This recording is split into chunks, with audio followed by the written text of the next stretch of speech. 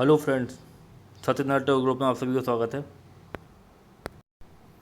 तो आज के जो टेस्ट था उसके टॉपिक आपके थे जलवायु, मानसून की उत्पत्ति, अल नीनो, ठीक है ना, जलवायु एवं ऋतुएं, वर्षा का वितरण, जलवायु प्रदेश। और दूसरा टॉपिक था आपका प्राकृतिक संसाधन, प्रकार एवं उपयोग, जल, वन, मृदा, ठीक है, शैल एवं खनिज। तो ये आपके क्या थे, आज के टॉपिक थे। तो ये आपका यूनिट 2 का टेस्ट है, पेपर फर्स्ट पार्ट बी, ठीक है। तो चलिए जल्दी से आज हम आज के देख लेते हैं, आज के क्या कहते हैं क्वेश्चन क्या क्या हैं।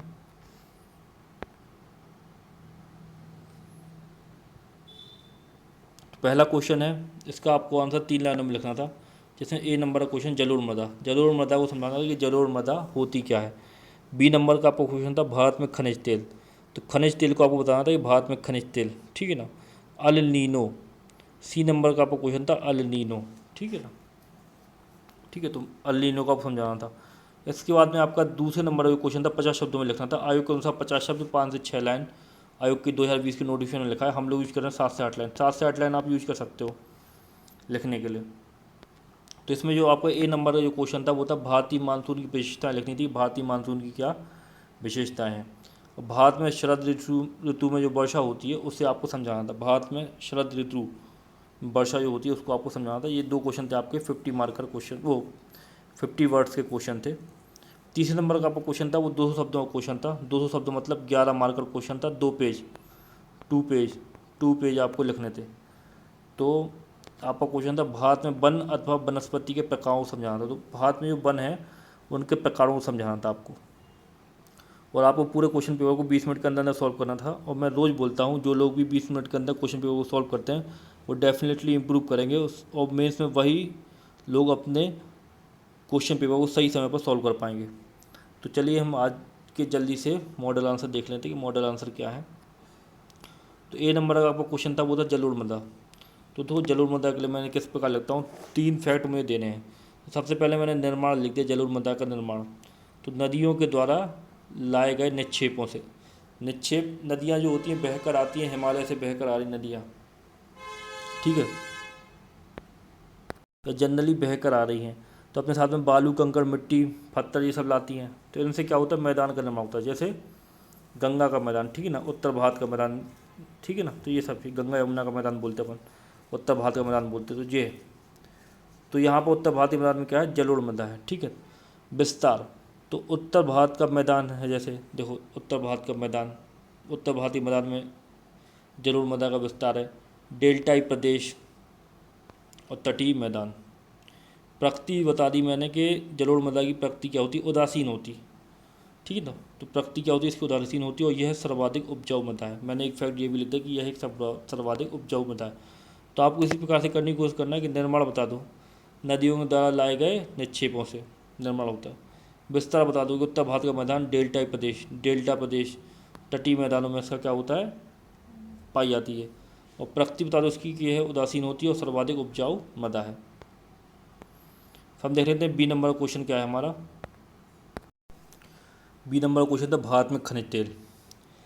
तो खनिज तेल की आप स्थिति बता सकते हो, खनिज तेल की आप क्षेत्र बता सकते हो, ठीक ना। शीर्ष उत्पादक राज्य आप बता सकते हो। तो देखिए मैंने एक आपको फैक्ट ले लिया इसमें लिखने के लिए। तेल एवं प्राकृतिक गैस आयोग के अनुसार भारत में कुल खनिज तेल भंडार 1750 लाख टन है। तो 1750 लाख टन जो है वो कुल खनिज तेल का भंडार है भारत में। और शीर्ष उत्पादक राज्य हैं इसके महाराष्ट्र, गुजरात, असम, राजस्थान। तो ये क्या है, शीर्ष उत्पादक राज्य हैं। तो असम में जो डंगबोई क्षेत्र है, ठीक है ना, ब्रह्मपुत्र घाटी का। महाराष्ट्र में आपको पता होगा बॉम्बे हाई। तो इस प्रकार के आप जो इनके क्षेत्रों को भी ले सकते थे। आप चाहो तो ऑयल रिफाइनरी भी ले सकते थे, खनिज तेल से संबंधित जो ऑयल रिफाइनरी हैं, ठीक है ना, उनको भी आप लिख सकते थे। और साथ ही साथ आप कोई और फैक्ट भी लिख सकते थे कि भारत कितना खनिज तेल उत्पादन करता है, अपने उपभोग का कितना प्रतिशत अपने देश में उत्पादन करता है, बहुत कम करता है। ज़्यादातर हम क्या करते हैं, आयात करते हैं। या आप इसमें एक फैक्ट ये जोड़ सकते थे कि भारत अपने उपभोग के खनिज तेल का ज़्यादातर आयात करता है। तो इस प्रकार से आपको करना था। मैंने इसमें जोड़ा नहीं, मैंने केवल 2 फैक्ट दिए, आपको 3 फैक्ट लिखने हैं। तो ये उत्तर आपका क्या हो गया, बी हो गया। उत्तर नंबर सी देख लो आप, उत्तर नंबर सी क्या है। तो आपका क्वेश्चन था अल नीनो, तो अल नीनो को बताना था आपको अल नीनो क्या है। तो ये दो अल नीनो जो है आपसे 50 मार्कर में भी पूछा सकता है, और अल नीनो को वो आपसे 11 मार्कर में भी पूछ सकता है। आपको 11 मार्कर के लिए भी इसके लिए तैयार रहना है। तो अभी मैंने क्या लिखा है, 3 मार्कर में लिखा है अल नीनो को। ये कई बार शायद प्री में भी पूछा जा सकता है, पूछा जा चुका है। वो अल नीनो और लाल लीनो जो है, ये दोनों आ चुके हैं काय में, मेंस में भी पूछे जा चुके हैं। तो देख लेते हैं अल नीनो क्या है। तो पेरू के तट पर चलने वाली गर्म जलधारा है। तो यह क्या है, अल नीनो एक गर्म जलधारा है, और ये क्या करती है, भारतीय मानसून पर क्या करती है, नकारात्मक प्रभाव उत्पन्न करती है। सामान्यतः दिसंबर माह में उत्पन्न होती है, इसलिए इसे ईशू का शिशु भी कहते हैं। तो इस प्रकार के जो फैक्ट है ईशू का शिशु, अब ये याद रखो आप, है ना, ये आपसे प्री में भी पूछा जा सकता है कि ईशू का शिशु किस जलधारा को बोलते हैं। तो आप बता सकते हो कि अल नीनो को बोलते हैं। गर्म जलधारा ये भी याद रखो, ये एक अनियमित जलधारा है, 4 वर्ष के अंतराल में शायद यह उत्पन्न होती है। तो इस प्रकार से आपको लिखना था, आपको केवल 3 फैक्ट देने थे, तो ये आपके 3 फैक्ट हो गए। उत्तर नंबर आपका क्या होगा, सी हो गया। फिर आपका उत्तर नंबर ये आता है, तो भारत में मानसून की विशेषताओं को लिखना था, यही क्वेश्चन है आपका। दूसरे का ए नंबर का क्वेश्चन है, भारतीय मानसून की क्या लिखनी थी, आपको विशेषताएँ लिखनी थी। देख लेते हैं हम भारतीय मानसून की क्या विशेषताएँ हैं। तो सबसे पहले लिख दो, भारत में सर्वाधिक वर्षा दक्षिण पश्चिम मानसून से होती है। दक्षिण पश्चिम मानसून जो होता है भारत में क्या करता है, सर्वाधिक वर्षा करता है। अब वर्षा ऋतु में वर्षा दक्षिण पश्चिम मानसून से होती है, सबको पता। ग्रीष्म काल में वर्षा स्थानीय वर्षा होती है। स्थानीय पवनें जो होती हैं वो गर्म होकर ऊपर उठने लगती हैं और वर्षा करा देती है। इस वर्षा को आम्र वर्षा भी बोलते हैं, चेरी ब्लॉसम भी बोलते हैं, ठीक है। फिर शरद ऋतु में वर्षा लौटता हुआ मानसून से वर्षा होती है। शीत ऋतु में वर्षा पश्चिमी विक्षोभ से होती है। तो ये आपकी क्या हो गई, वर्षा। फिर इसके बाद में आप 6वें नंबर का पॉइंट देखते हैं, भारत में वर्षा का असमान वितरण है। भारत में क्या है, वर्षा का असमान वितरण है। मानसून की विशेषताएं लिख रहे हैं आप, जहाँ एक और सर्वाधिक वर्षा के रूप में पश्चिमी घाट व पूर्वोत्तर पहाड़ियाँ हैं, ठीक है, अड़ा है यहाँ पर बिंदी लगाई ना। तो पश्चिमी घाट व पूर्वोत्तर पहाड़ियाँ हैं, तथा निम्न वर्षा के रूप में लेह लद्दाख व थार मरुस्थल है। राजस्थान का जो एरिया है थार मरुस्थल वाला, वहाँ पर निम्न वर्षा होती है। तो वर्षा क्या है, असमान वितरण है, कहीं ज़्यादा है वर्षा, कहीं कम है। और भारत में मानसून के आगमन की भी अनिश्चितता बनी रहती है। भारत में क्या है, मानसून के आगमन की अनिश्चितता बनी रहती है। हम लोग प्रिडिक्ट करते रहते हैं आंकड़ों के अनुसार, कभी कभार वो सही भी होते हैं आंकड़े, अर्थात इसका एक निश्चित समय निर्धारित नहीं है। तो ये क्या होगी, भारतीय मानसून की विशेषताएं होगी। और भी आप लिख सकते हो अपने अनुसार से, भारतीय कृषि को मानसून का जुआ भी बोलते हैं, मानसून की अनिश्चितता के कारण। तो आपको याद रखना था, 5 से 6 लाइनों के अंदर अंदर आपको करना था इसको। तो ये आपका हो गया, क्या हो गया, उत्तर नंबर ए हो गया। फिर देख लो शरद ऋतु में वर्षा। अब शरद ऋतु में वर्षा किस प्रकार से होती है, ठीक है, देखते हैं हम शरद ऋतु में वर्षा। तो भारत में शरद ऋतु में वर्षा को लौटते हुए मानसून से वर्षा भी कहते हैं। तो जो शरद ऋतु में जो वर्षा होती है उसको क्या बोलते हैं, लौटते हुए मानसून की वर्षा बोलते हैं, जिसकी समय अवधि 10 सितंबर से 14 दिसंबर के मध्य मानी जाती है। 10 सितंबर से 14 दिसंबर के मध्य क्या होती है, शरद ऋतु में वर्षा होती है, ठीक है। अब शरद ऋतु ये लिखा है यहाँ पर, शरद ऋतु के समय सूर्य की स्थिति दक्षिणी गोलार्ध में मकर रेखा पर होती है। अब दक्षिणी गोलार्ध में मकर रेखा पर क्या होती है, सूर्य की स्थिति होती है। अब लंबवत सूर्य की इसी स्थिति के कारण दक्षिणी गोलार्ध में निम्न वायुदाब की स्थिति होती है। तो क्या होता है, निम्न वायुदाब की स्थिति होती है, ठीक है ना। तथा ITCZ दक्षिणी गोलार्ध की तरफ स्थानांतरित हो जाता है। ITCZ लिखा है, इंटर ट्रॉपिकल कन्वर्जन जोन, इसको इंग्लिश में बोलते हैं, ठीक है। तो ITCZ जो होता है, ठीक है, निम्न वायुदाब का क्षेत्र होता है। तो ITCZ जहाँ पर बनता है वहाँ पर क्या होता है कि जो मानसूनी पवनें हैं वो उसकी ओर आकर्षित होती हैं, तो वो कम ज़्यादा दबाव से कम दबाव की ओर स्थानांतरित होती हैं। तो ITCZ के कारण ऐसा होता है, ठीक है ना। तो ग्रीष्म काल में ITCZ जो है वो पाकिस्तान साइड तक पहुँच जाता है, राजस्थान और, ठीक है ना, तो उत्तर पश्चिम भारत जो है वहाँ पर होता है। इस कारण बादल जाते हैं उस साइड और वर्षा कराते हैं। तो ये ITCZ है, ठीक है। तो दक्षिणी गोलार्ध की तरफ स्थानांतरित हो जाता है, दक्षिणी गोलार्ध में स्थानांतरित हो जाता है। अब ITCZ मान लो भारत ये है, समझने की कोशिश करो, जो भारत है, ठीक है। ITCZ यहाँ बन रहा था, ये सब पवनें, ये पवनें गई और वर्षा करा रही हैं पवनें यहाँ पे। अब वो ITCZ कहाँ चला गया, वो दक्षिण की तरफ जा रहा। मान लो ITCZ अब यहाँ बन रहा या और साउथ में कहीं बन रहा, ठीक है। तो पहले यहाँ बन रहा था, अब वो भारत में, मान लो ये भारत है, अब ITCZ यहाँ बन रहा। तो जो पवनें ऐसी जा रही थी ऊपर की तरफ और वहाँ पर बना रही थी, अब वो इस तरफ जाएंगी, लौटेंगी, वापस लौटेंगी। तो जो मानसून जो है वो पहले ऐसा गया था, ये मानसून जा रहा था इस साइड। अब क्या हुआ, ITCZ कहाँ हो गया ट्रांसफ़र, ITCZ यहाँ हो गया, निम्न वायुदाब का क्षेत्र ITCZ, अब ये यहाँ होगा। तो अब ये क्या होगा, ये मानसून वापस लौटेगा, तो इसलिए इसको लौटते हुए मानसून की वर्षा बोलते हैं। तो आपको समझ में आ रहा होगा। तो दक्षिणी गोलार्ध की तरफ क्या होता है, स्थानांतरित हो जाता है ITCZ। इसी क्रम में उत्तरी गोलार्ध, अरब सागर तथा बंगाल की खाड़ी में निम्न वायुदाब एवं उत्तर भारत में उच्च वायुदाब की स्थिति उत्पन्न हो जाती है। जैसा मैं आपको बता रहा था कि अरब दक्षिण में कहीं ITCZ बन जाएगा, फिर धीरे धीरे वो क्या होगा, खिसकता रहेगा, और वो जाकर कहाँ, बंगाल की खाड़ी और अरब सागर जो है ना, हमारे प्रायद्वीप, ये भारत का प्रायद्वीप है, ये साइड क्या है, अरब सागर है, ये साइड क्या है, बंगाल की खाड़ी है। तो इस क्षेत्र में क्या होगा, ITCZ पहुँच जाएगा, निम्न वायुदाब का क्षेत्र पहुँच जाएगा। तो इसी क्रम में उत्तरी गोलार्ध, अरब सागर तथा बंगाल की खाड़ी, निम्न वायुदाब एवं उत्तर भारत में उच्च वायुदाब की स्थिति उत्पन्न हो जाएगी। इस प्रकार हवाएं पुनः उत्तर भारत से उत्तर पूर्वी मानसून के रूप में अरब सागर तथा बंगाल की खाड़ी की ओर चलना प्रारंभ करती हैं, और इसलिए इन्हें उत्तर पूर्वी व्यापारिक पवनें कहते हैं। और इन्हीं के कारण क्या होती है, शरद ऋतु में वर्षा होती है। तो इस प्रकार से आपको इसको आंसर लिखना था। तो जो पवनें उत्तर भारत में थी, समझ रहे आप, मान लो ये भारत बना दिया मैंने, ठीक है, ये भारत, तब वो पवनें इस प्रकार से आना शुरू होती हैं, और कुछ इस साइड चली जाती हैं, कुछ इस साइड ऐसी मुड़ जाती हैं, ठीक है, अरब सागर साइड मुड़ जाती है। तो ये इस प्रकार से होना चालू हो जाता है। तो इसको बोलते हैं शरद ऋतु में वर्षा। तीसरे नंबर का क्वेश्चन देख लेते हैं हम। तीसरे नंबर का क्वेश्चन क्या है, तो तीसरे नंबर का जो आपका क्वेश्चन है, वनों के प्रकार को समझाना था कि भारत में वनों के कौन कौन से प्रकार हैं। देख लेते हैं हम। सबसे पहले एक छोटा सा इंट्रो दे दो वनों के बारे में, कि वन शब्द का प्रयोग सामान्यतः वृक्षों व झाड़ियों से घिरे क्षेत्र के लिए होता है। भारत में विश्व के कुल वन क्षेत्र का 1.85% है। अब ये चेंज हो गया हो नवीन आंकड़ों के अनुसार, तो वो आप देख लेना, 1.85% है। वर्ल्ड के कुल वृक्षों का 1.85% कहाँ पे है, भारत में है। भारत में वनों के वर्गीकरण को निम्न प्रकार से क्या समझा जा सकता है। तो मतलब भारत में वन कौन कौन से हैं, तो सब अब हम देख लेते हैं कौन कौन से वन हैं। सबसे पहला है उष्णकटिबंधीय वर्षा वन। उष्णकटिबंधीय वर्षा वन या सदाहरित वन इनको बोलते हैं।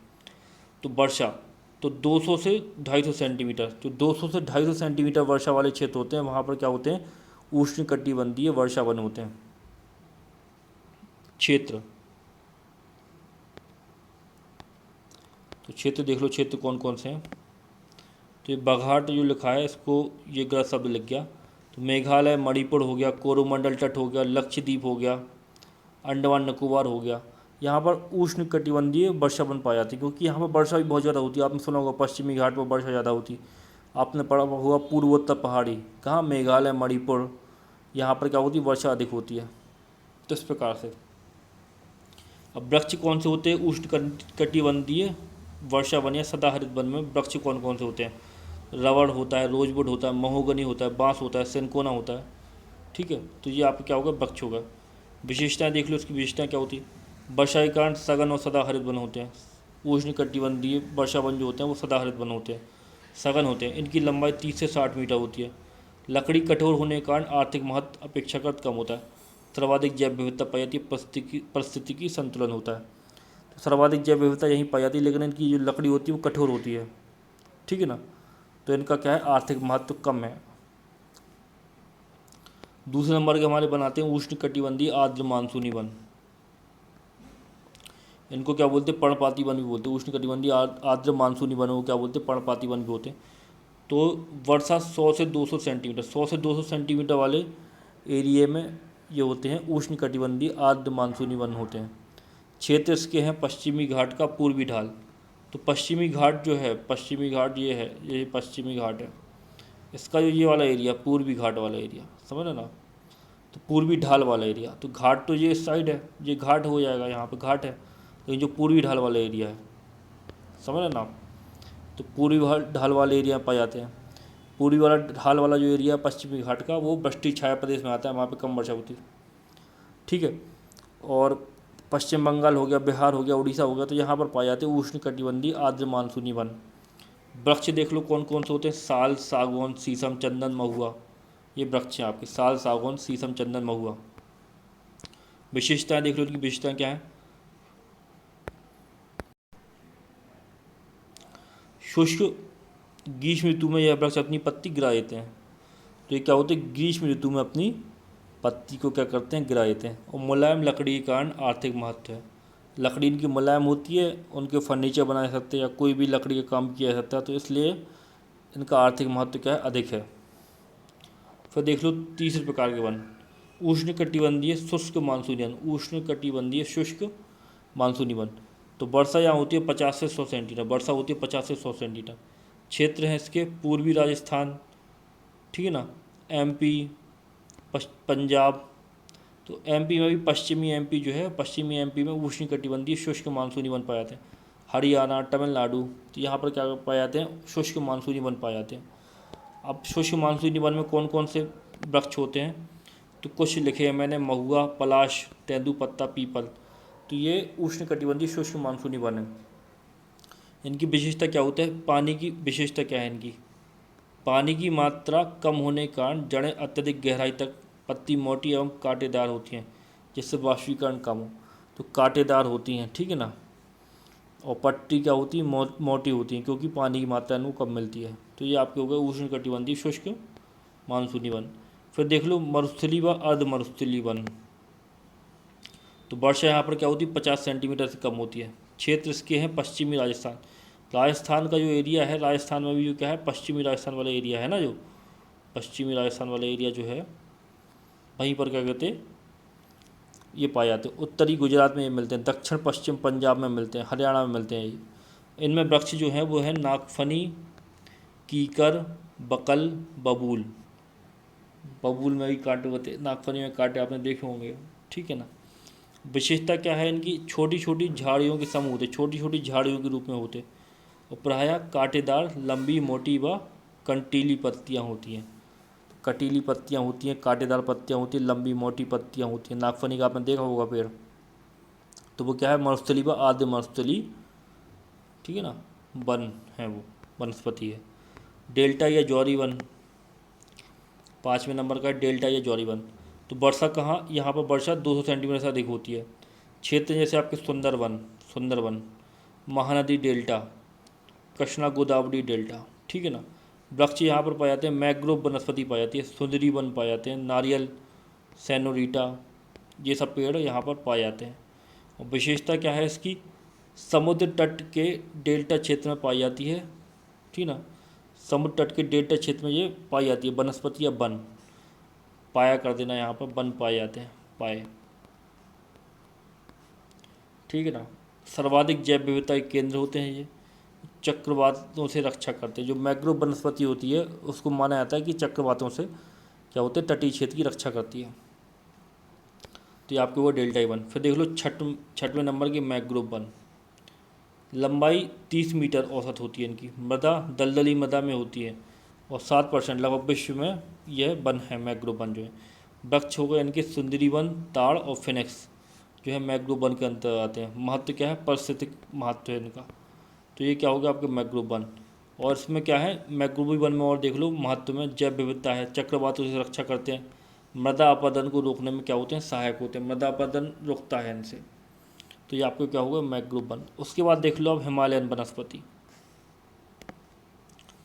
तो देख लो हिमालयन वनस्पति या पर्वतीय वन, हिमालयन वनस्पति या पर्वतीय वन, यहाँ पर लिख नहीं पाया, आप लिख लेना, पर्वतीय वन है ये, ठीक है। तो अब देखो मैंने ऊंचाई का जो घटता क्रम है उसमें आपको बताया है ये। तो सबसे पहले क्या है, 4800 मीटर, तो 4800 मीटर की ऊंचाई पर टुंड्रा वनस्पति पाई जाती है। टुंड्रा वनस्पति काई घास मिलती है, घास को लेचेन बोलते हैं सामान्यतः, ठीक है। 4500 मीटर की ऊंचाई पर कोणधारी वन पाया जाता है। आपने देखा होगा, कभी आप हिमालय साइड गए हो, कभी उत्तराखंड घूमने के लिए गए हो, तो वहाँ पर कोणधारी या शंकु वाले वन पाए जाते हैं। इस प्रकार के वन होते हैं, वो इस प्रकार से रहते हैं, ठीक है ना, इस प्रकार के बने रहते हैं, समझ रहे ना, इस प्रकार से। इस प्रकार के वन पाए जाते हैं, कोणधारी वन पाए जाते हैं।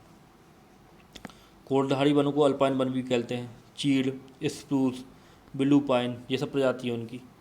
फिर 2500 मीटर पर शीतोष्ण वन पाए जाते हैं। अब शीतोष्ण वन कौन से होते हैं, उनमें पेड़ कौन कौन से होते हैं, देवदार, ओक, बर्च, मैपिन, ठीक है ना, ये सब।